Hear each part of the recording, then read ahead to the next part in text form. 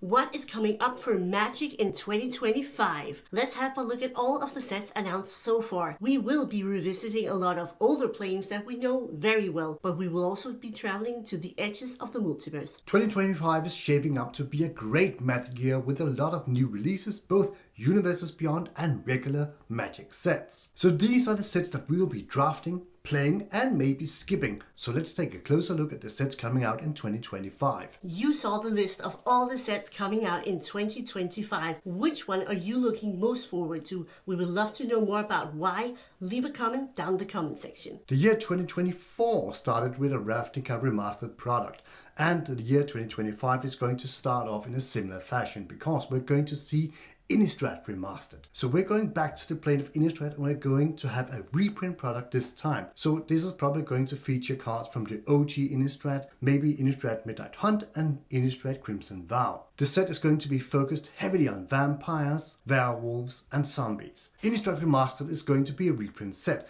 so we're probably going to see some of the really spicy cards, and some of these could be the Snapcaster Mage, Balefire Dragon, OG Liliana, or maybe Meathook Massacre. We're looking forward to see what they have in store for us, and maybe they're going to sneak in some of those slow lands too. The next set coming out in 2025 is a standard legal set, and it's coming out in Q1 of 2025. It is going to be Multiplanar Race. We don't know if this is the actual name or just the working title yet, but this is going to be a very spicy new take on Magic the Gathering. We're going to be crisscrossing over 3 different planes, one of which has never really seen a full set focus. It's going to be all about race car driving, so they're going to be racing across the multiverse, and we're going to see maybe some pop cultural tropes for racing cars such as Mad Max. We could expect to see a lot of mechanics that fit with this theme, so it could be vehicles,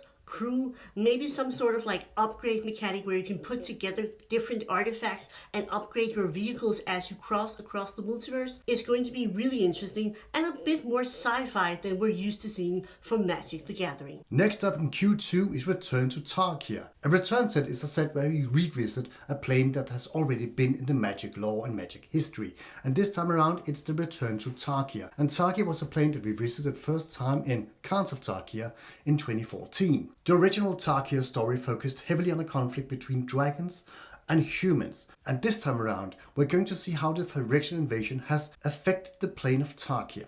This could be an all-new set with all new creature types, and it could also be a set where we are going to be sneaking in some reprints from the OG sets, and some of the really spicy reprints we could foresee might come in a Return to Tarkir might be Ugin the Spirit Dragon, Dragonlord Dromoga, or even fetch lands. Even though the fetch lands were just reprinted in Modern Horizons 3, we know that Wizards of the Coast have an MO of printing cards back to back. So even though we got a reprint in Modern Horizons 3, it's not impossible that we're going to see fetches in a Return to Tarkir. We will be following up with a lot more information, details, and maybe even some spoiler cards when MagicCon Las Vegas hits off in October, because there will be a lot more information about the sets coming up after that. So do be sure to be subscribed to the channel, and please do like the video so we can keep you updated about all the sets coming out in 2025. In Q3 of 2025, the Space Opera is going to be hitting Magic and stores. It looks like an unset, but it really isn't. It's actually a standard legal set. It looks like Wizards of the Coast is going to be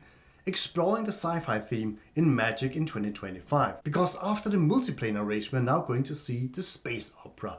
It's also set in a sort of sci-fi world. We are probably going to see a lot of new creature types, but of course we're also going to see probably vehicles and artifacts and all things good, maybe building upon already established tropes from the Multiplanar Race. The Space Opera also notes a rotation in standard play, so out will be going Dominaria United all the way to March of the Machines, and sets from Bloomborough and forward are going to be staying within standard for at least another year. So do be aware of that when you're buying packs and cards or crafting some of those really nice cards on MTG Arena. And also do note that the Foundation that released in November 2024 is still standard legal, and cards from that set will be legal all the way to 2029. As we mentioned in the intro, there might be some sets that we are skipping in 2025, but the next one is definitely not one of them, because in Q4 in 2025 we're going to see a return to Lorwyn. And Lorwyn might be just one of my absolutely favorite Magic sets. The Lorwyn block was released in 2027 to 2028 and consisted of 2 sets.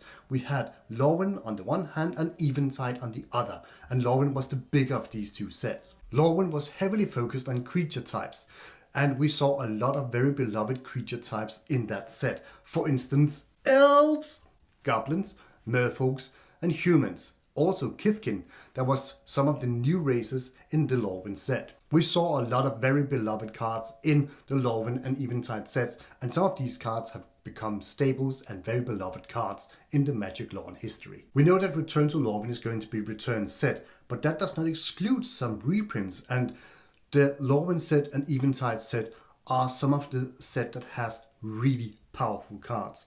So we could imagine, maybe we're lucky, seeing reprints such as Bitter Blossom, Mistbind Clique, Scapeshift, Mutavolt, or Door of Destinies. A lot of great options, and we're looking really much forward to see what kind of new cards Wizards of the Coast have imagined for Return to Lorwyn set. It wouldn't be a Magic year in modern Magic without a lot of universes beyond, and 2025 will be no exception. We are going to have some very major IP crossovers this year, and the first up is Final Fantasy. This set of really vitally important games are going to be featured in a massive set, a crossover set for Universes Beyond. It's going to be fully draftable, so we imagine that it's going to have both play boxes, collector boxes, commander decks, the full works. This specific crossover is going to try and contain the full set of Final Fantasy games, all the way from the first game to the newest edition, which is Final Fantasy 16. Another Universe Beyond that's going to be releasing for the first time in 2025,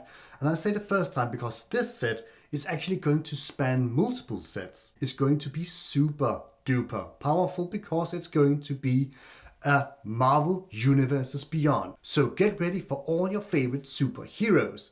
And do note, as I said before, that this is going to span multiple releases. It's going to be a multiple year collaboration between Marvel Universe and Magic. The set is going to have a greater emphasis on the comics, so it's going to be more of a Marvel Universe comics than a Marvel Universe's studios. So we could expect to see, for instance, the Avengers, or maybe Deadpool and Wolverine. That could be pretty cool. This set is also going to be what Wizards of the Coast are calling a tentpole set. We're also going to see the full arsenal of Magic products with the Marvel Universes Beyond. Another interesting feature of this Marvel collaboration is, are they going to do it thematically, or are they going to do it more eclectic and have everything together? So for instance, are we going to get like a Marvel set 1 Universes Beyond with X-Men, with Avengers, with all the stuff together, or we're going to have them in separate releases? So 2025, for instance, could be Marvel, X-Men, and that's going to be the full set of X-Men comic books that they're going to explore in this set. Let us know which one you would prefer down in the comment section. And at the end of the year, we also have a little peek into what's going to happen in 2026. So they're really, long-term focused. And in 2026, we're going to have a return to Arcavius. If 2026 is going to start off like we saw in 2024 and 2025, we're probably going to see a remastered set coming out before this return to Arcavius. We don't have a lot of details for the return to Arcavius. Remember that Strixhaven was the full set the last time, and that is only the college, the magic school with the 5 different colleges. But Arcavius is the name of the entire plane, so one could imagine that we're going to see them explore out the entire plane and not only focus on the magic school.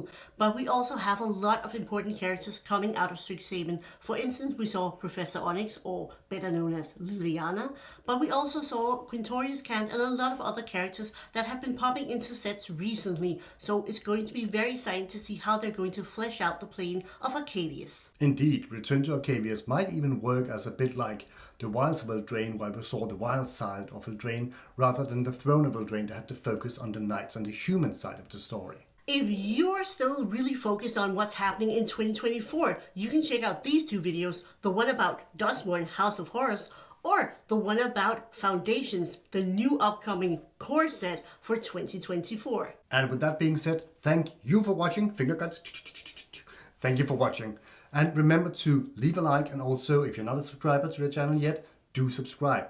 And a big thank you to our YouTube channel members and our Patreon members streaming down below. The coolest people on this planet. Yeah.